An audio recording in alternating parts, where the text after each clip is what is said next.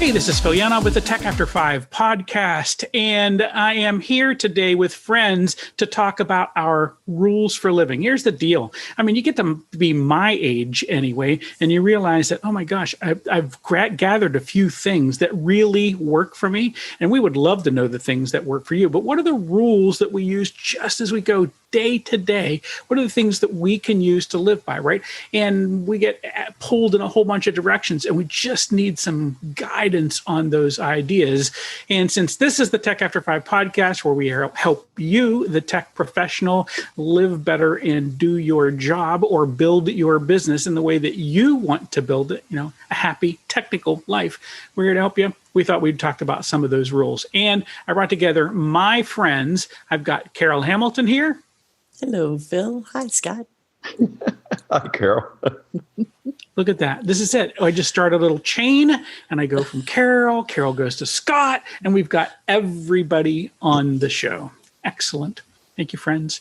Part of this was, this came from a bunch of different places, but this set of conversations started with a thing of talking about, Jefferson's 10 rules for daily life. Someone had sent me that and they said, well, this is Jefferson's rules. And I thought, well, I don't know if all 10 of these actually speak to me, but I really do like the idea of having a few sort of guiding principles. So I thought what we'd do is we might start and talk about a couple of those, if any of those made sense to us. Then talk about other places that we go and get them, because I've got some ideas of that on my own. And then I think there's some cross things I think we just kind of have to riff about just a little bit, because I think people have some concerns. So, Scott, first off, before I even did this, and by the way, this is all based on an email that I sent after the Tech After 5 mailing list. And I point that out because it is possible that we have some fabulous listeners who do not get the mailing from Phil. Now, there are a lot of people on that list, but you, my friend, may not be on the list. But if you go to the Tech After 5 website, ta5.com, you could get on the list, and you will get mostly stuff reminding you to come to the events, but occasional wisdom. I'm not saying it's high grade stuff, but it's kind of wisdom, the kinds of things that we would like you to be thinking about. So go there and sign up for that. Now, having gotten that bit of business out of the way, that relentless self-promotion on my part, we start out with the idea saying, first off, and I love this, I put this quote at the beginning. I was going to Jefferson, but I started with a quote from Seneca: associate with people who are likely to improve you. I love this quote from Seneca, and that's why I'm sitting here today with Scott and Carol, because these are people that are likely to challenge me to be a better version of myself. And I like that idea just to get started with. What do you think about that, Scott? Well, I think that's a good idea. First, I would like to say that occasional wisdom should be the name of your autobiography. That is so funny, because I was going to ask you that. Occasional wisdom. I like that. I will scratch out "everyone is entitled to my opinion" as the title of my previous working title and go to occasional wisdom. Occasional wisdom. Phil Yanoff story. All right. We'll put that in the book. Could be a subtitle, though. Could be nice. Occasional wisdom. Everyone is entitled. Yeah. That's right. There you go. Yeah. No, but I like this idea of having rules for living. I think we've got rules for ourselves to try to keep our heads right. And we've got rules for, businesses and people that are trying to get a thing done. And we have a lot of those that we kind of bat back and forth over time. And people who've listened to us or come to masterminds will recognize a lot of them, things we say a lot or post a lot. Yeah. But I think it's very useful. It's useful to take, probably everybody has go-to sayings that they say all the time, that they really believe, that help them navigate life. It's a good idea to take them, take some time, maybe make a list somewhere. And as you recognize one, throw it in there and refer to it from time to time. Yeah. So let me say in that, right, that the fact of the matter is we all have rules and thoughts that we live by. Some of them are simply unspoken, right? And worse yet, some of them serve us and some do not. And we're focusing on the ones that actually serve us to being that better version of ourselves, right? So, I started with this idea: associate with people who are likely to improve you. And there's a bunch of versions of that. That's the Seneca version. Epictetus has one as well. But the whole idea is, first off, man, I think a great rule to live by is to hang out with cats that help me be a better version of myself. Yeah, and there's the saying that's the opposite side of the same coin, right? Like lie down with dogs, get up with fleas, sayings like that, which are basically, they're saying the same thing, right? If you hang out with this kind of people, you're going to get this kind of result. You hang out with this kind of people, you're going to get that kind of result. Right. So a good rule, just to start off with, we like this one here. This was a Seneca thing on the begin with. I like that idea. Let's take that then and sort of roll that into, first thing we said is we think there ought to be rules. We think that we think there's some value in the exercise of writing them down. And maybe this is a part where I get to pivot into Carol for a little bit, because I think she thinks along this line for journaling and that kind of stuff. But I think that, we talk about this idea, we have rules that serve us and rules that don't serve us. And that if there are limitations, things in our lives that we aren't getting done, but we think we should, or we think we want to, and we don't understand why we are stuck, pulling some of those thoughts out of our head that kind of keeping us from getting things done is also a useful exercise, so that we can turn them into a different thought, a different rule, something that does move us forward. Carol, call nonsense on that if you'd like. Well, I'm a really big fan in introspection and in exploring your life. And we just had this conversation recently about if I came from a place where I had a very different impression of how money operates in the world and in your life and what it can and can't do for you. And if you keep having those kinds of conversations with the exact same people, you're probably going to stay in the exact same path you've always been in. And so I found that in that conversation, we were talking about how do we expose ourselves to people with different impressions. And sometimes it's just about expanding your networking. Sometimes it's about approaching the conversation differently. But I really like the idea that you find other people to have the conversation with, and typically start with somebody who's doing something or has accomplished something that you want to do or accomplish, so that you can say, you've already paved that path for me. I come back, I probably have fewer rules because I'm not really a rules-minded person. But when you bring that word into it, then I start thinking about values. And where are my values, or what are the mottos, or and you could even take it to something as simplistic as what would be your bumper sticker. And that could be necessarily a rule that you quote unquote live by, if that's it. And is it time to change the bumper sticker? And that's where I think the journaling comes in really handy. That is exactly on spot, right? I mean, and that to me feels like we're right on mission here, right? We are talking about the considered life, and I think that's Nietzsche. But the idea is that if we do not sit down and consider what the rules are we are operating by, we kind of get into a rut. It's super easy to get in a rut, and it's going to take us where it's always been taking us, but we've never even thought about that. And we might be unhappily going along with the wrong rules. It's just so easy to do because those rules come to us from a bunch of other places. Scott? One of the reasons I like writing them down and putting them somewhere where you can find them is that in moments of introspection and calm, it's maybe easier to remember these rules that you have or these aphorisms that you live by. But in moments of stress, depression, uncertainty, and doubt, it can be almost impossible to wrench your brain away from its trauma and remember these rules that you have. So it can be very helpful. We talked in one podcast, I think, about having a list of things that you can do to de-stress your life. Right. You can also have this sort of list of things I believe that you can go to in times of stress and trauma to say, okay, here's one that helps me. And it reminds me how to get back to a good spot. Right. No.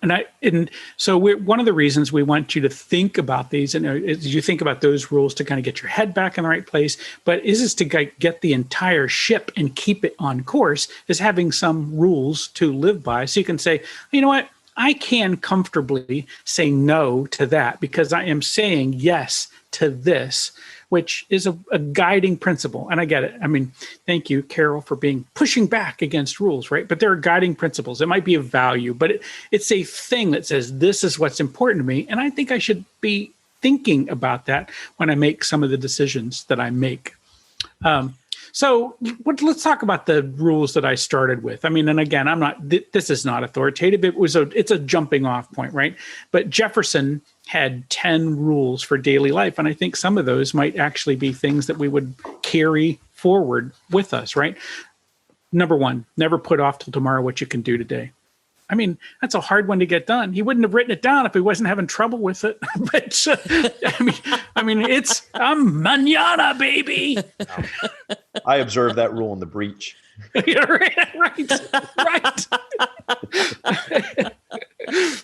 Yeah. Yeah, it's a great.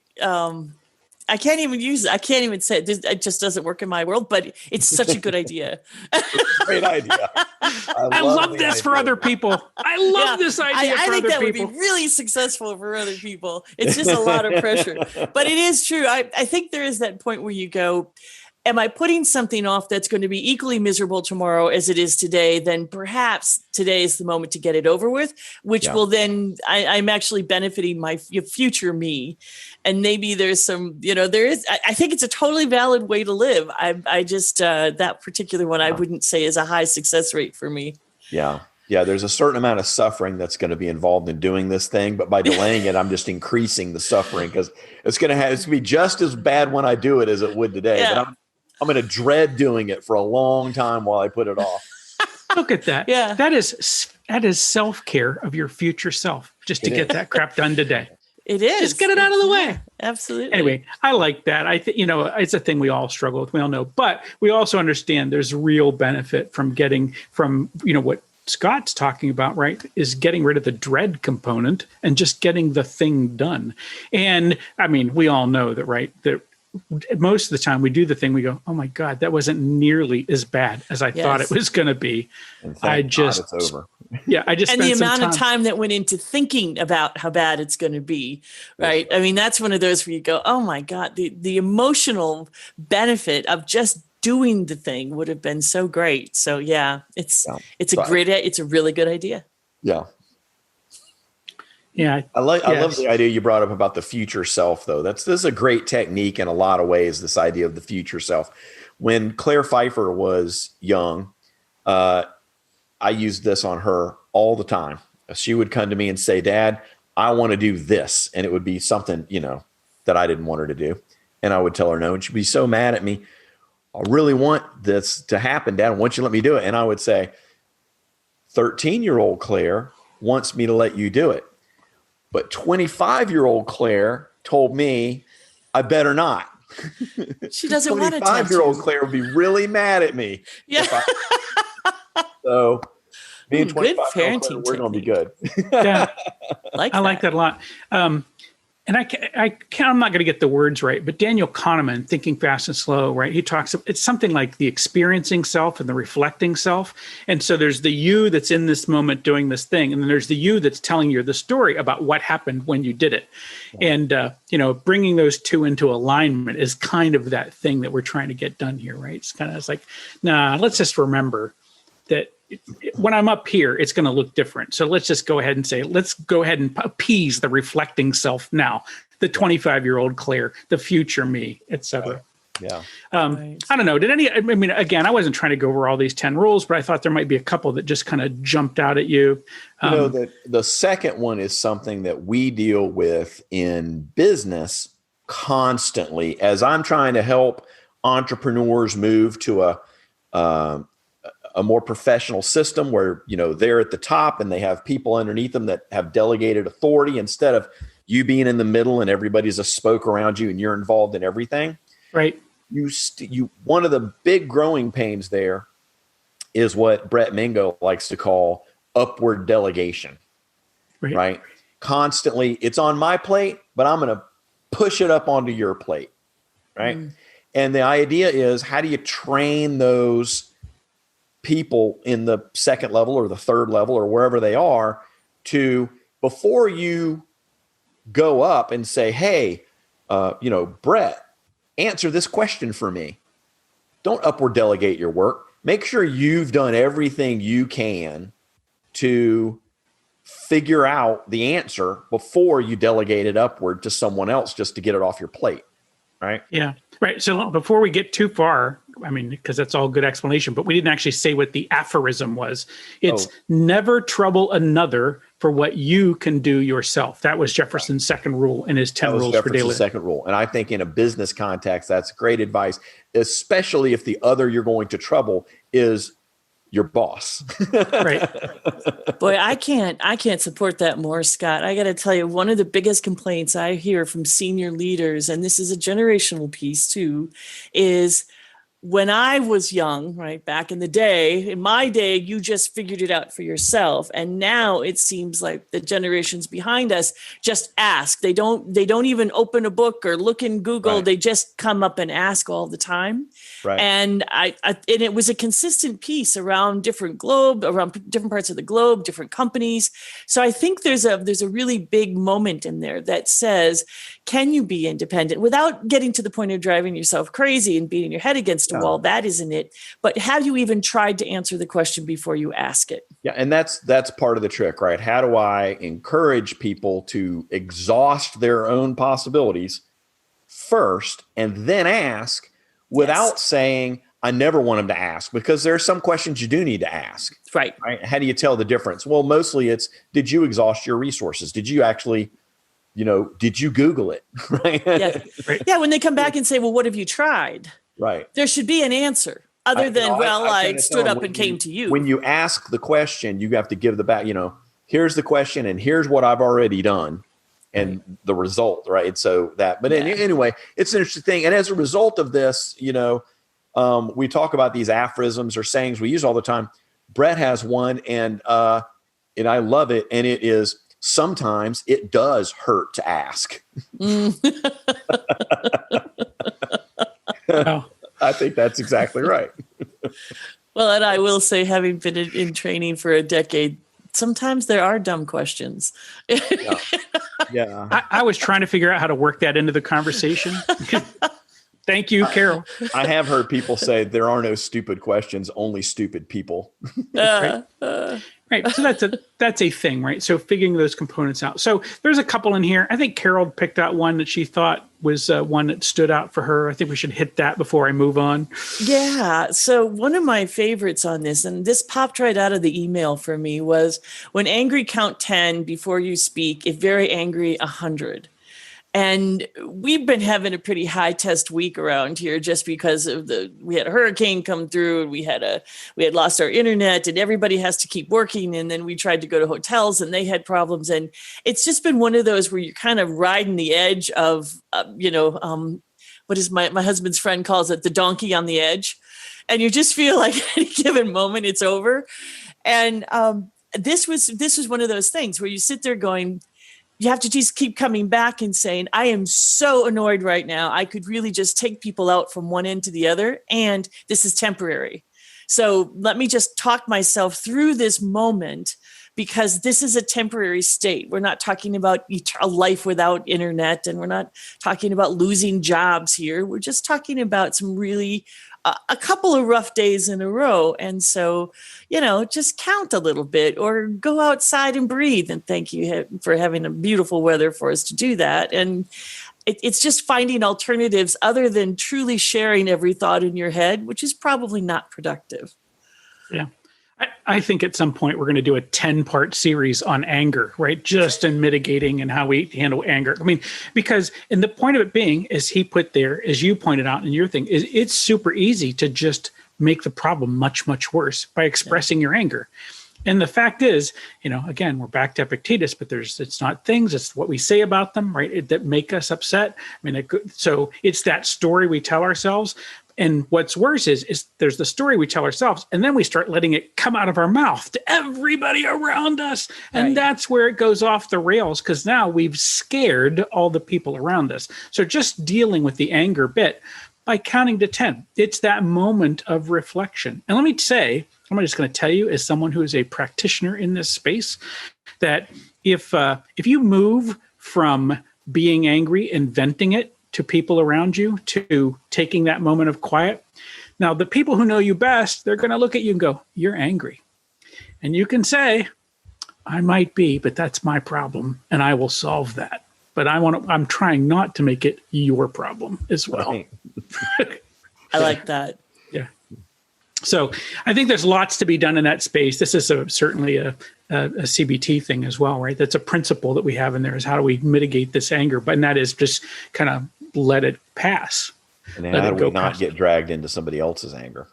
We don't want to get dragged into someone else's anger, and we certainly do not want to create a little tornado around ourselves. And again, I said fear, because that's really what's happening right there. Right. If I'm angry, then I get to other people and they act angry. But the reason they act angry is it's a defense against your anger, because that's what they're up to. Everyone's just protecting their space and their identity in this. And we don't want to get into all of that bit. But that point is, this is where this kind of falls apart. It is super useful to use Jefferson's 10th rule. When you're angry, say nothing. Count to 10. If you're really angry, count to 100. That's great. Yeah. I used to Especially in tell, times- another one I used to tell my kids, and I think this comes from the Bible, but it was someone who can't control their emotions is like a city without walls, subject to the depredations of your enemies. And the idea is like you're a city, but you don't have any walls, and other people should just come in like a horde and just ride into your city and burn your hut down. Whereas if you have walls, you can control it. They can ride around the outside. You just stand at the wall, say, Yep. Nice try, but I'm good. And I like that. That visual works really well for me. I don't know how much my kids appreciate it. Well, I actually like that, because I think that addresses the powerlessness.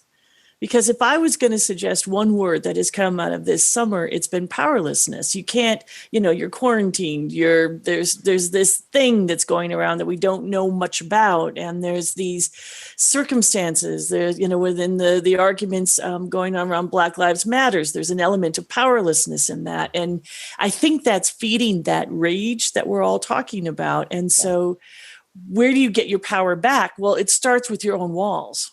Right. That's where it starts. I get to decide if I'm happy or mad or sad. Right. You don't get to decide that. Right. If I don't have walls, then at any given incredibly time, vulnerable. Yeah. ceding responsibility for my emotions to the world. Right. Right. Super powerful ideas. And I think we can get into that space as well. But there's a bunch of great ideas on how we keep that citadel, our walled city, keep the walls up. We're going to come back to that. I think that's super powerful. It shows up not just in personal, but many professional relationships, right? I mean, I've seen stuff just explode in a corporate environment. It was like, oh my gosh, if people just controlled their tempers, we would get to an answer. Now we have to deal with that outrage before we get to the next piece. And this is just over accounting issues, right? Holy cow. I mean, whoa, it's just debits and credits. They can't kill us and eat us. But they can lead to death. Yeah. So just a quick thing in here. I mean, I want to go too deep, but I'm kind of curious about your thoughts on this component.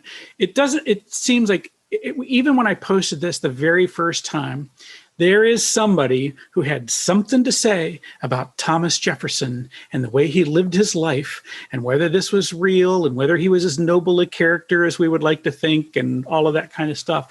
And, what's a framework that we're going to use to deal with that? Yeah, I mean, that's a species of ad hominem attack, right? Where you don't engage with the material, you engage with the author. It's a rhetorical fallacy. It's a logical fallacy. Thomas Jefferson may have been a horrible person, and we can have a discussion at some point, if somebody wants to, on the history of Thomas Jefferson, whether he was a horrible person and in what ways he was a horrible person. But that doesn't really engage with the material as presented. The material as presented is, are these 10 ideas good ideas? And at the end of the day, an idea it's a good idea or a bad idea on its own merit, regardless of the author. Right. There are probably many other people who've said things that are very similar to these 10 things, right? I mean, Thomas Jefferson may have been a terrible person, but he did write the Declaration of the Rights of Man and Citizen, and that's an important document, right? And the fact and the ideas in the Declaration of the Rights of Man and Citizen are not changed by who wrote it. So it's two complete. In other words, it's two separate conversations, and this attacking the author is a means of shifting to a different conversation. Both conversations are valid, but we're having this conversation right now. Yeah. The words are no less powerful because they're from somebody you don't agree with as a lifestyle. So one of my rules has always been I would listen to a goat if it was great advice. And I think more about the context of what they're the concept of what they're saying rather than the who it is, depending on what advice it is. If I'm listening to somebody, if he's telling me how to be a perfectly happy and wonderful person in a high quality, productive life, then we need to go find out if that's true for him and if that's something I agree with. But somebody says something like take things always by their smooth handle. And I don't even associate that with how he lived his life. I associate that with all of the other ideas that brings up. So I agree with you, Scott.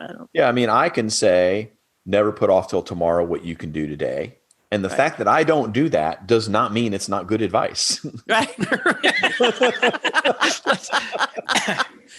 So we don't have to but you don't do that. You. It's like, okay, you're right. I don't always do that. Still good advice.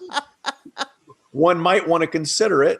I say, lie down with dogs, get up with fleas. People could certainly look into my past and say, boy, you have really not followed that aphorism at all.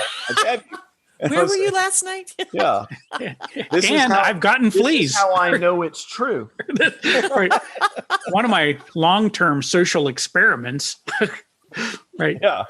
I've dedicated my life to proving that this is true. As talk about people having different aphorisms. One of Ralph Gleaton's famous sayings that anybody who knows him well knows is, "He who sets a bad example also serves a useful purpose."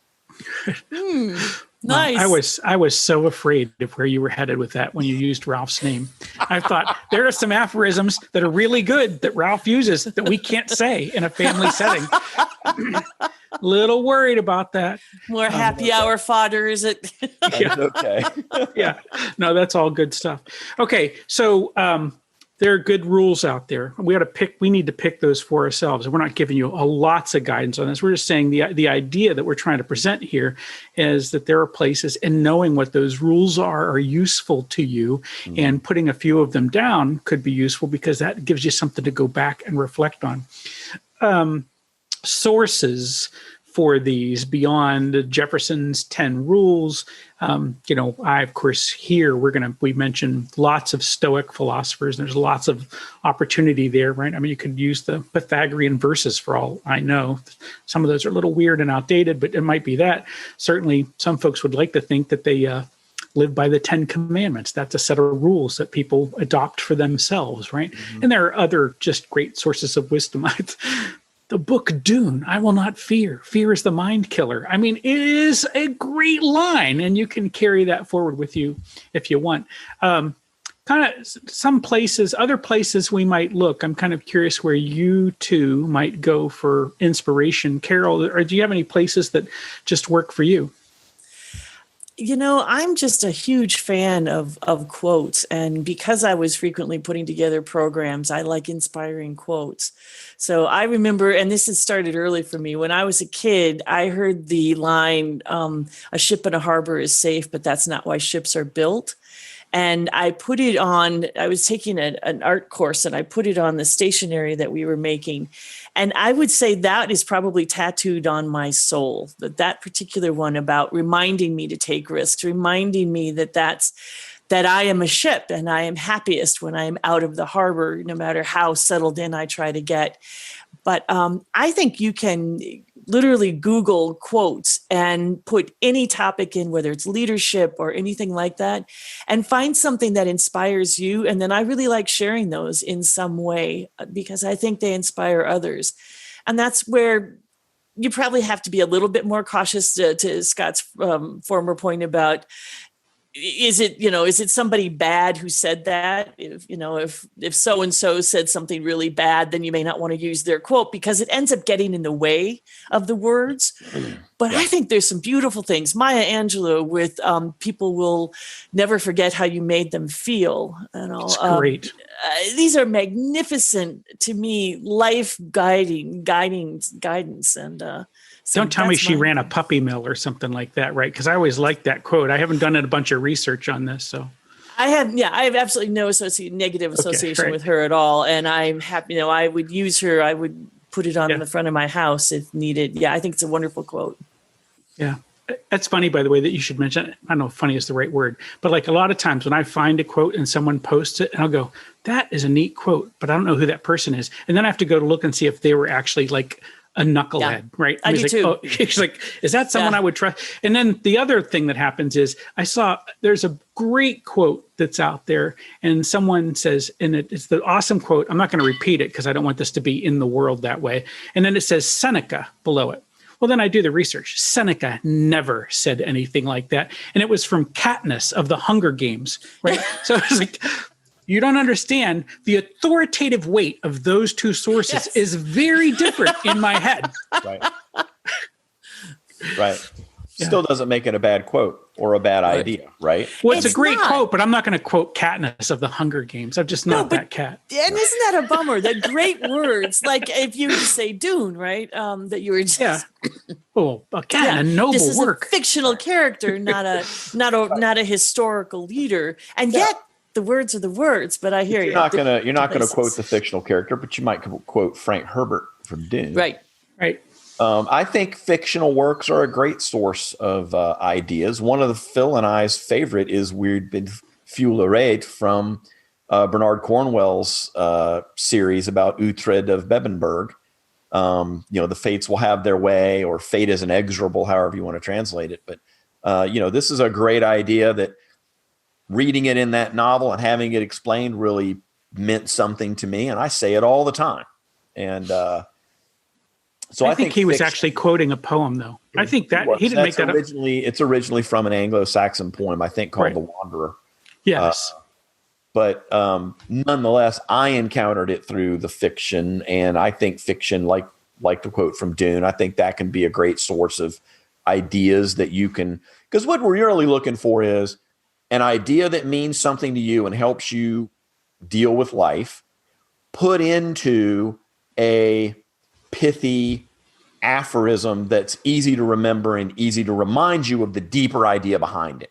And fiction writers are great at writing. So they can take ideas and wordsmith them very nicely into pithy little sayings that help you remember the bigger idea. So I think it's a perfectly valid source.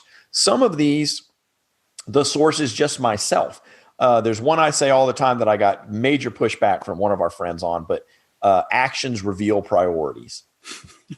I love this saying. I made it up. I made it up based on my own experience. Maybe I heard similar things other places, but I don't know where. But I love it. And I say this to myself at least weekly. And for me, it encompasses two ideas. I say actions reveal priorities to myself to keep me from lying to myself about what I'm really about. Right. I say, well, it's important to me I get this done, but then I look and I haven't done it. I've done all these other things instead. Well, actions reveal priorities. I must not really think that's important. And then I do it for other people. When people tell me, hey, from a personal context or a business context, this is what our goal is. This is what's important to me. This is what, and then I look at their actions and I'm like, that's either the lie you're telling me or it's the lie you're telling yourself. But the fact is your actions reveal your priorities are different than what you say. And that can be very helpful when you're trying to help a business do strategic planning, for example. They may have an idea of what their business is all about and where they're headed that's completely at odds with their actions. So either they need to change their actions or they need to be more honest with themselves about their priorities. So that's a good one. And then fiction's a good place. Religious writings can be a good place. Like Phil said, the Bible's full of good ideas, whether you're a Christian or a Jew or not. There's still a lot of good advice in there in the Proverbs and other places. Other religions have great texts that have great sayings, do unto others as you would have them do unto yourself, things like that. Yeah, I think there are lots of places to grab good rules, and we want to encourage that. So I think this is really a prescription for someone who might feel that they're unanchored in uncertain times. What are their anchoring beliefs? How can I find? And the thing is, provided you can read and write, you probably have anchoring beliefs. You just don't even know what they are yet. That's right. And exposing those is useful to you, and replacing them might even be more useful to you. I mean, if you feel, again, unanchored, if you feel like I'm uncertain or I'm unhappy in the moment where I am, finding a place to find good anchoring beliefs is going to be useful to you. And, I think we're going to go explore some more of those. But this today was really about the idea that if you feel uncertain in uncertain times, maybe you need something to kind of get you nailed down, right? And we love the ideas of wisdom, courage, temperance, and justice.